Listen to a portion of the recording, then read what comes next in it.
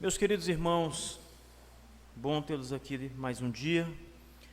Louvamos ao Senhor pelo descanso, pelo cuidado, pela provisão que temos recebido dEle. Vamos abrir as Escrituras Sagradas, amados, no livro de Tiago. Mantenham suas Bíblias abertas, no capítulo 1 de Tiago, e vamos orar.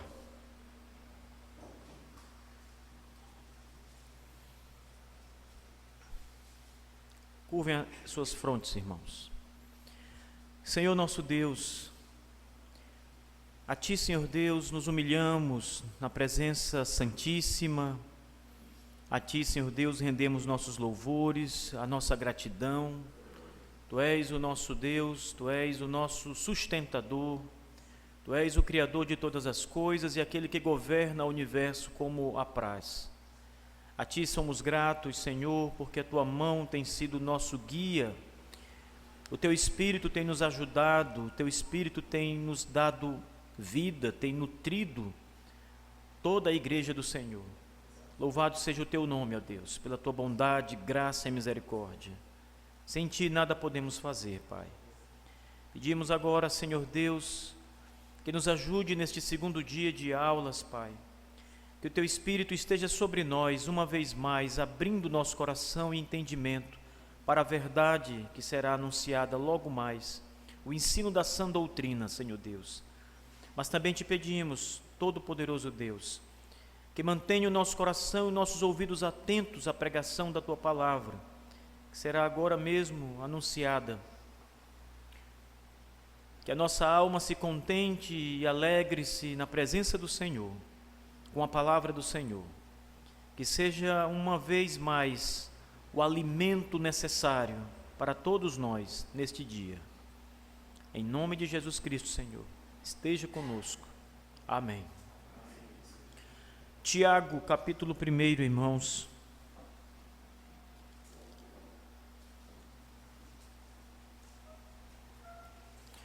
Capítulo 1, versículo 12 até o versículo 15. É uma boa palavra para nós. O texto diz assim: Bem-aventurado o homem que suporta com perseverança a provação, porque depois de ter sido provado, receberá a coroa da vida, a qual o Senhor prometeu aos que o amam. Ninguém, ao ser tentado, diga: sou tentado por Deus, porque Deus não pode ser tentado pelo mal, e Ele mesmo a ninguém tenta. Ao contrário, cada um é tentado pela sua própria cobiça, quando esta o atrai e seduz.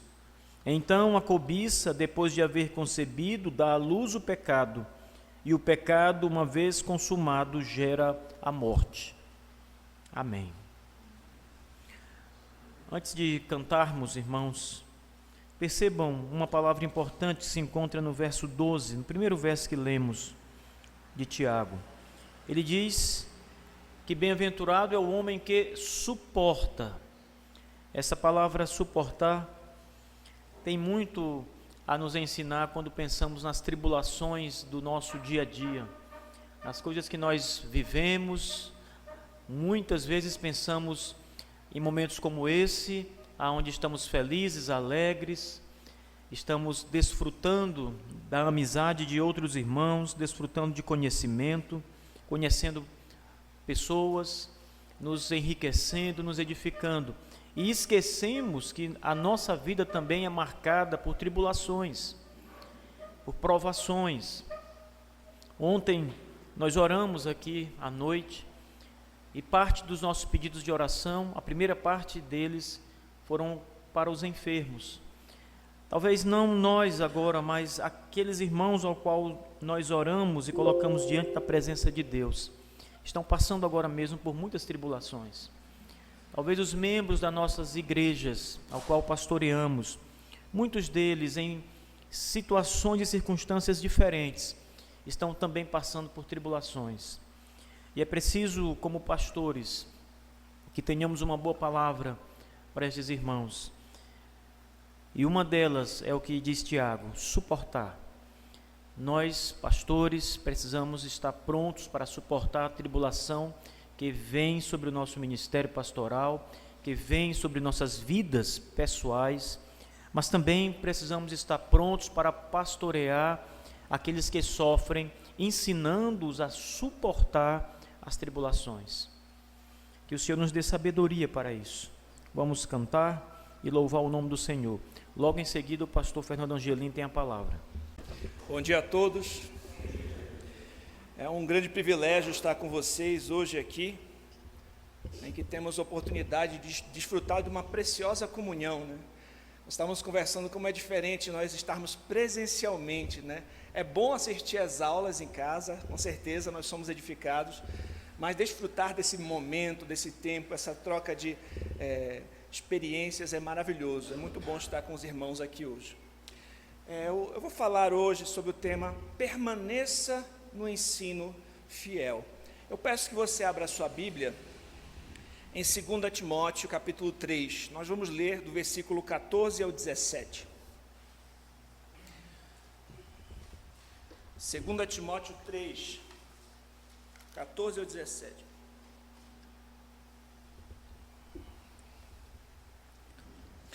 Tu, porém, permanece naquilo que aprendeste, de que foste inteirado, sabendo de quem o aprendeste, que desde a infância sabes as sagradas letras, que podem tornar-te sábio para a salvação pela fé em Cristo Jesus.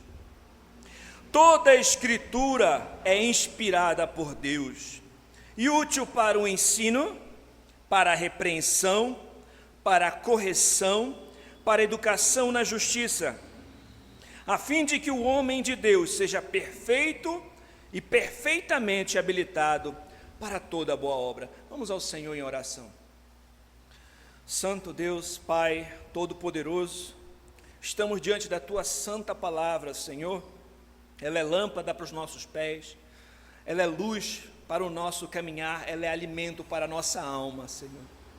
Eu reconheço a minha total fraqueza, necessidade de Ti, Pai. Usa-me como instrumento para expor a Tua palavra, Senhor, aos meus irmãos que aqui estão.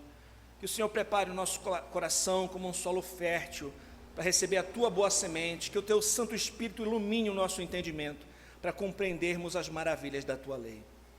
Em nome de Jesus, que o Senhor seja glorificado. Amém. No contexto dessa carta, nós percebemos que a perseguição ao cristianismo se intensificava. O apóstolo Paulo, ele estava preso em Roma, prestes a ser martirizado.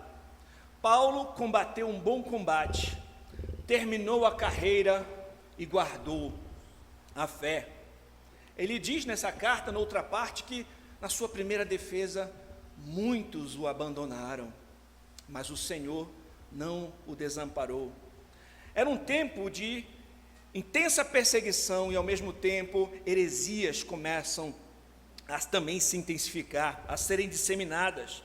E como é uma corrida de revezamento, Paulo ele vai passar o bastão para o seu filho na fé, Timóteo, um jovem pastor, que teria uma grande missão pela frente, perseverar na pregação do genuíno evangelho, da sã doutrina, diante de perseguições, diante de pressões e diante de muitas doutrinas falsas.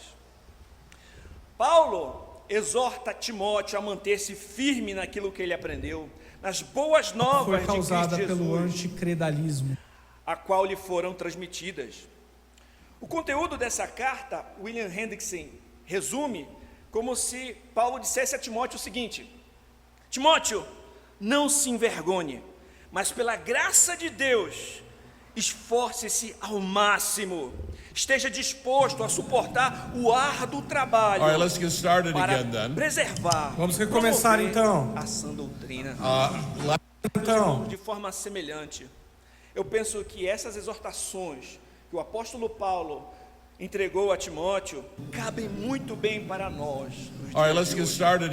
Aqui no Brasil, neste século, neste seminário, neste momento em que nós estamos vivendo. Embora o contexto seja diferente, nós continuamos a ser pressionados a abandonar a sã doutrina, a abraçar um evangelho diluído, o evangelho falso, ou abraçar as novidades do momento, a sermos levados por qualquer vento de doutrina. Ainda hoje nós precisamos permanecer fiéis em um mundo infiel. Ainda hoje, em algum nível, no nosso contexto, também continuamos sendo perseguidos por causa da justiça. Então nós vamos considerar o que o apóstolo fala aqui a partir do versículo 14, desenvolvendo então a nossa reflexão. Ele vai dizer: tu, porém, permanece naquilo que aprendeste e de que foste inteirado, sabendo de quem aprendeste. O nosso primeiro ponto aqui é: permaneça no ensino fiel das Sagradas Escrituras. Permaneça no ensino fiel das Sagradas Escrituras. O texto começa dizendo: tu, porém. Esse versículo já começa estabelecendo um contraste com o que já foi dito anteriormente nesta carta. Se nós lembrarmos ali no capítulo 2, Paulo já tinha falado a respeito de homens que estavam proclamando um ensino que corrói como câncer. Ele fala de Himeneu e Fileto, fala de homens cuja mensagem é podre, é uma mensagem que perverte a fé das pessoas.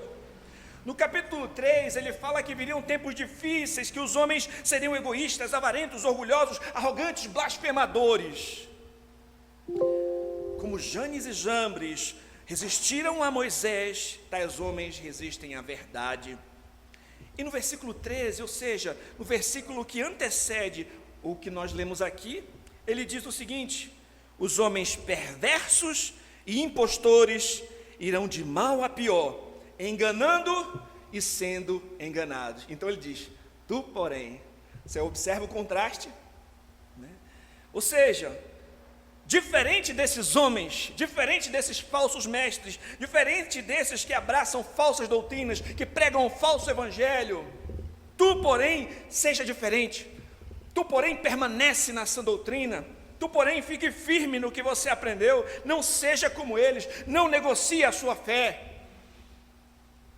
Que essa mensagem que Paulo falou a Timóteo também sirva para você, para mim.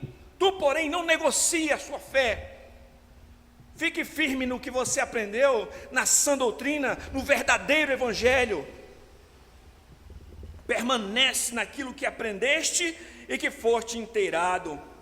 Timóteo deveria permanecer, perseverar, mesmo em meio à pressão, mesmo em meio a circunstâncias adversas.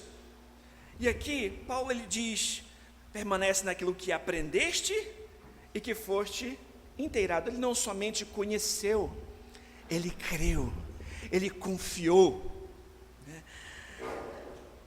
A tradução aqui de foste inteirado também poderia ser naquilo que você acredita firmemente.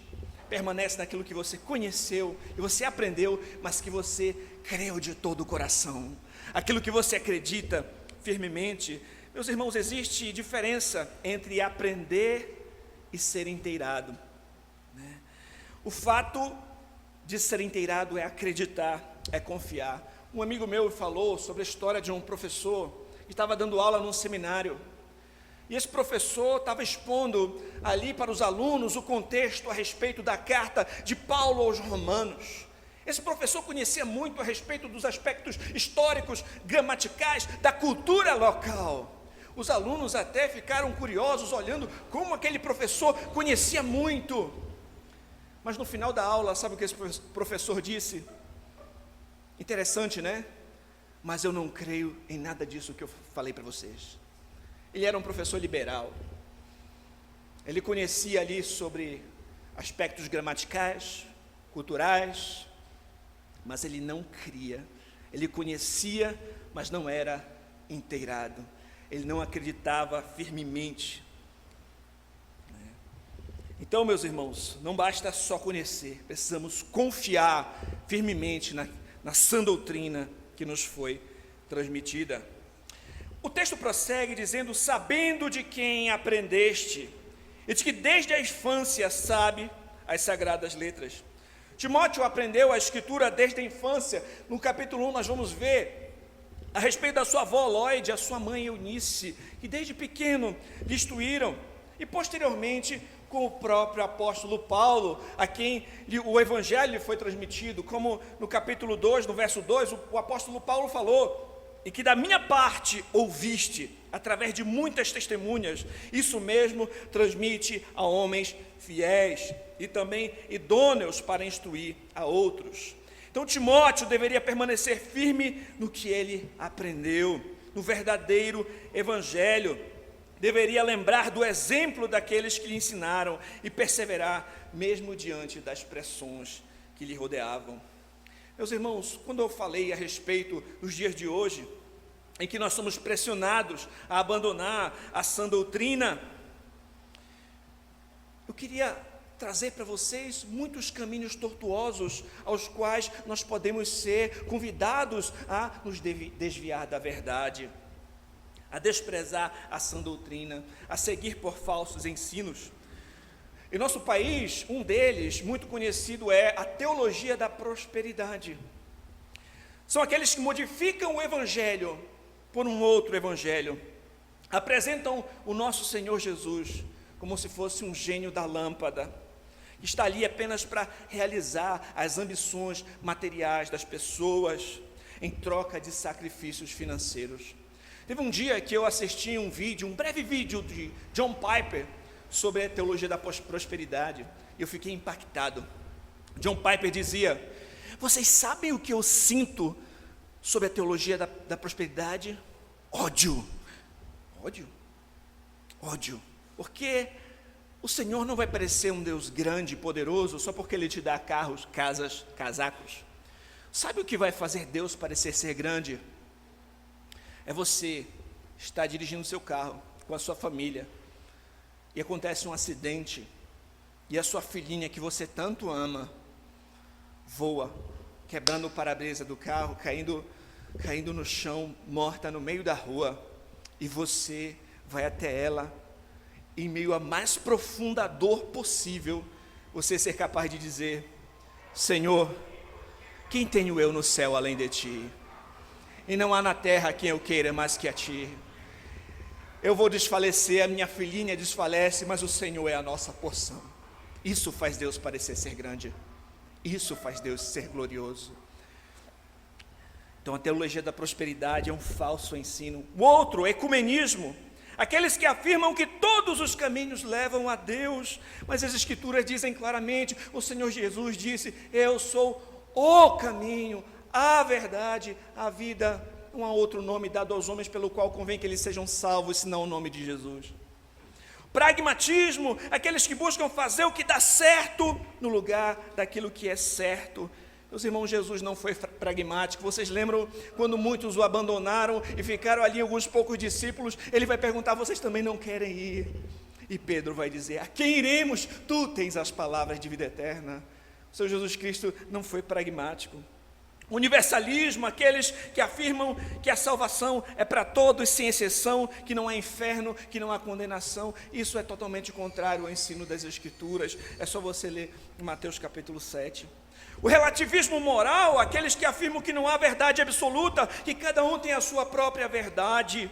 Entretanto, a Escritura diz: santifica-os na verdade, a tua palavra é a verdade. Existe uma verdade absoluta e a palavra de Deus. O antinomianismo, aqueles que desprezam a perpetuidade da lei moral na vida cristã, colocando o amor em oposição à lei. Aqueles que dizem assim: não, nós não precisamos de mandamentos, nós precisamos só do amor. Entretanto, Jesus disse que aquele que tem os meus mandamentos e os guarda, esse é o que me ama. Nós demonstramos amor obedecendo aos mandamentos de Deus. Entre outras novas perspectivas que se afastam do ensino sólido das Sagradas Escrituras. Meus irmãos, como vimos, o apóstolo Paulo falou a Timóteo para ele lembrar, para ele perseverar naquilo que aprendeu, lembrando de quem aprendeu. Nós vimos que Timóteo desde a infância aprendeu as Sagradas Escrituras, e aqui também fica uma lição para nós. O maior legado que você pode deixar para os seus pequeninos é o conhecimento do Senhor. Muitos pais estão preocupados se os seus filhos vão ser médicos, advogados, se vão ser jogadores de futebol, mas não se preocupam em transmitir-lhes a verdade do Evangelho, instruí-los no caminho do Senhor. Assim como Lloyd, Eunice e Paulo investiram na vida do jovem Timóteo, invista na vida dos seus pequeninos, dos seus filhos. Desde a mais tenra idade, ore, ensine, valorize a igreja, dê o exemplo piedoso para os seus filhos. Meus irmãos, isso não é algo que está desassociado do ministério pastoral, falando aqui para seminaristas. Pelo contrário, se você for lembrar ali na primeira carta de Paulo a Timóteo, no capítulo 3, do 4 ao 5, olha o que o apóstolo Paulo fala a respeito dos presbíteros ali, né? Que governe bem a sua própria casa, criando filhos sob a disciplina com todo respeito, pois se alguém não sabe governar a própria casa, como cuidará da igreja de Deus? Você começa pregando na sua própria casa, para os seus filhos, ensinando eles no caminho do Senhor. Então, meus irmãos, fiquem firmes na sã doutrina, não se deixem se levar por falsos ensinos que são propagados no dia de hoje. E lembre-se, não basta nós conhecermos as doutrinas na teoria, não basta nós sermos somente conhecedores da verdade, nós precisamos crer de todo o coração na verdade de Deus. Em segundo lugar, meus irmãos, no versículo 15, nós entendemos que as Escrituras nos ensinam o caminho de salvação. O texto nos diz que podem tornar-te sábio para a salvação pela fé em Cristo Jesus. Por que é tão importante nós estarmos firmados nessas sagradas letras? Porque é através das Escrituras que nós conhecemos o plano de Deus para a salvação do pecador. Pela graça, mediante a fé em Cristo. Meus irmãos, quando nós contemplamos a revelação geral, os céus proclamam a glória de Deus, o firmamento anuncia as obras de suas mãos. Isso já nos é revelado que existe um Deus, a própria consciência que Ele colocou em nós já revela a existência de um Deus. Mas através da revelação especial das Sagradas Escrituras, nós conhecemos o Evangelho. É interessante notar que naquela época em que Timóteo foi instruído por sua avó, sua mãe, ainda não existia o Novo Testamento da maneira como nós o temos hoje. Ele ainda estava sendo compilado posteriormente. Entretanto, elas ensinaram a ele as letras, as sagradas letras que tinham do Antigo Testamento. Mas vocês percebem que o texto diz que elas podem torná-lo sábio para a salvação pela fé em Cristo? Meus irmãos, isso é maravilhoso. Quando a gente estuda a teologia bíblica, nós percebemos uma coisa interessante, que toda a Escritura dá testemunho de Cristo. O Senhor Jesus Cristo, no caminho de Emaús, demonstrou aos seus discípulos, começando ali de Moisés e prosseguindo pelos profetas, os salmos, apresentou tudo que ao seu respeito constava na lei de Moisés, nos salmos, nos profetas. O Antigo Testamento ele está cheio de profecias, de sombras, de tipos, de sinais que apontavam para o nosso Senhor Jesus Cristo. Jesus disse: vocês examinam as Escrituras porque consideram ter nelas vida eterna, são elas que testificam de mim. Quando nós observamos ali as Escrituras com essa perspectiva, nós percebemos que o Senhor Jesus Cristo é o segundo Adão, que ele é o descendente da mulher que esmagaria a cabeça da serpente. Nós vemos, à luz do Novo Testamento, que como foram nos dias de Noé, será na sua segunda vinda, que ele é o descendente de Abraão, por meio de quem todas as nações da terra seriam abençoadas. É ele quem cumpre perfeitamente a lei, ele é o Cordeiro de Deus que tira o pecado do mundo, ele é o sumo sacerdote perfeito, ele é o descendente de Davi que se assentaria no trono, ele é o mediador da nova aliança.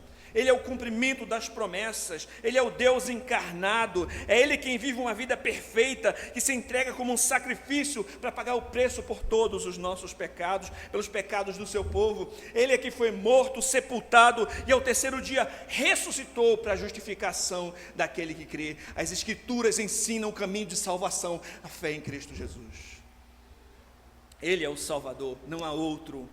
Nós precisamos estar firmados nesse ensino fiel das Escrituras que revelam de Gênesis a Apocalipse o único caminho de salvação para o pecador, Jesus Cristo. Em terceiro lugar, nós vemos no versículo 16 que a Escritura é a palavra de Deus. O texto diz: toda a Escritura é inspirada por Deus. Por que é tão importante permanecermos firmes neste ensino? Pois se trata da sagrada, da santa palavra de Deus. Homens santos falaram da parte de Deus, movidos pelo Espírito Santo. A Bíblia não é um livro comum, é a santa palavra de Deus. Concordo também nesse ponto com William Hendrickson, quando diz: toda a Escritura deve sua origem e o seu conteúdo ao sopro divino, ao Espírito de Deus. Os autores humanos foram guiados poderosamente pelo Espírito Santo. Como resultado, o que eles escreveram não somente é isento de erro, mas é de valor supremo para o homem. É tudo o que Deus quis que fosse, constitui a infalível regra de fé e prática para a humanidade. Infelizmente, meus irmãos, essa importante doutrina, essa importante percepção também tem sido abandonada por muitos. Eu mesmo já presenciei uma vez, em um seminário, um professor começou a falar algumas coisas que estavam me soando estranhas, estavam indo contra o ensino das Escrituras. E eu perguntei para esse professor, mas em a inerrância das Escrituras? Ele falou: eu não acredito na inerrância. Que absurdo, o que você está fazendo aí então? Meus irmãos, o liberalismo teológico é perigoso demais. Nós temos que tomar cuidado com esse veneno que tem sido propagado por aí. Lembre-se o que diz a nossa confissão de fé a respeito das Escrituras. Meus irmãos, eu gostaria de ler um trecho da nossa confissão londrina. Prestem bastante atenção. Olha o que ela diz: nós podemos ser movidos e induzidos pelo testemunho da Igreja de Deus a uma alta e reverente estima pelas Sagradas Escrituras e o caráter celestial do seu assunto, a eficácia de sua doutrina, a majestade de seu estilo, a concordância de todas as partes, o escopo de seu todo, que é dar glória a Deus, a plena revelação que faz do único caminho para a salvação do homem, suas muitas outras excelências incomparáveis, sua completa perfeição, são argumentos pelos quais abundantemente se evidencia ser a palavra de Deus. Não obstante, a nossa plena persuasão e certeza de sua verdade infalível e autoridade divina provém da operação interna do Espírito Santo, testemunhando por meio da e com a palavra em nossos corações. Meus irmãos, a Bíblia é a santa palavra daquele que não pode mentir. Creia firmemente na autoridade das Escrituras. Tem uma frase que foi atribuída a Charles Spurgeon, que diz: defender a Bíblia seria mais fácil, seria o mesmo que defender um leão. Simplesmente dê liberdade à Bíblia, ela defenderá a si mesma. Ela é auto-autenticadora, é inspirada por Deus. Por fim, meus irmãos, as Escrituras devem guiar a nossa vida em todos os aspectos. Observe o verso 16 ali na parte B. Toda Escritura é inspirada por Deus e útil para o ensino, para a repreensão, para a correção, para a educação na justiça. O ensino, a Escritura oferece o conteúdo doutrinário necessário para a vida e a piedade. A repreensão, a Bíblia repreende as pessoas por condutas ou crenças equivocadas. A Escritura expõe o pecado para que ele possa ser tratado mediante a confissão e ao arrependimento. Ela também é apta para correção, ou seja, para restauração de algo à sua devida condição. Ela mostra o caminho para uma vida piedosa, ela ajuda alguém que caiu a se levantar. Além disso, a educação na justiça, de respeito ao treinamento positivo, a instrução na conduta piedosa. Você lembra do que diz o Salmo 119, 9? Como pode o jovem conservar puro o seu caminho, vivendo de acordo com a tua palavra? O Salmo 1, bem-aventurado um homem que não anda no conselho dos ímpios, não se detém no caminho dos pecadores, nem se assenta na roda dos escarnecedores. Antes, o seu prazer está na lei do Senhor, na sua lei medita dia e noite. Meus irmãos, a palavra deve ser o conteúdo das nossas pregações, a sã doutrina deve ser o conteúdo dos nossos cânticos, como temos feito aqui, deve ser o conteúdo de nosso aconselhamento, deve ser aquilo que nós proclamamos, como Paulo vai dizer a Timóteo, a utilizar a palavra ali na sequência do texto, mais para frente no capítulo 4, quando ele disser: conjuro-te perante Deus e Cristo Jesus, que há de julgar vivos e mortos, pela sua manifestação e pelo seu reino,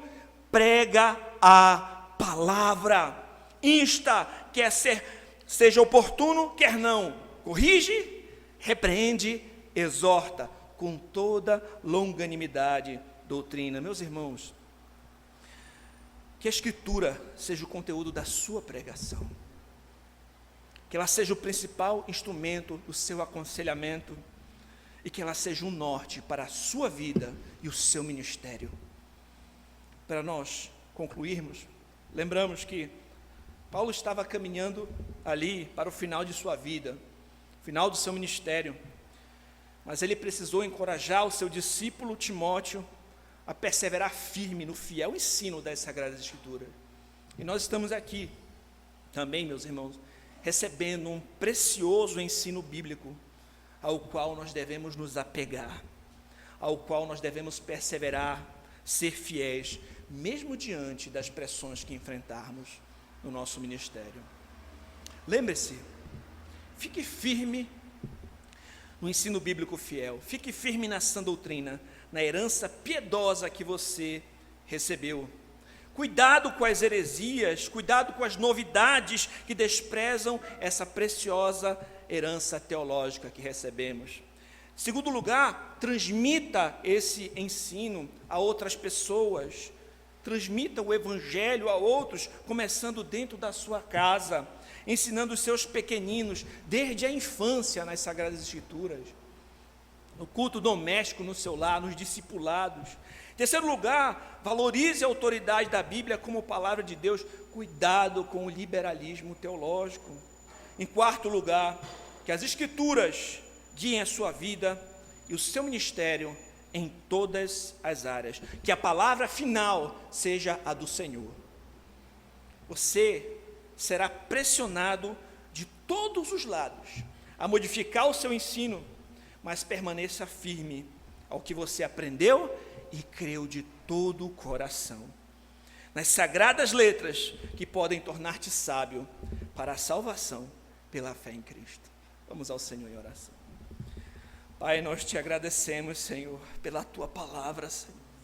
O Senhor não nos deixou sem instrução, o Senhor se revelou, o Senhor fez conhecidos os teus caminhos a nós, a tua vontade a nós, Pai. O Senhor nos mostrou, Senhor, o caminho de salvação pela fé em Cristo. Não deixa, Senhor, que venhamos negociar nossa fé. Não deixa, Senhor, que venhamos nos desviar da tua verdade, mas guarda, Senhor, a tua palavra em nossos corações, para não pecarmos contra ti. Abençoa cada seminarista, cada aluno, cada pastor aqui, que sejam, Senhor, cheios do teu Espírito, que amem a tua palavra, que preguem a sã doutrina, para a honra e glória do teu nome. Eu oro agradecido em nome de Jesus Cristo. Amém.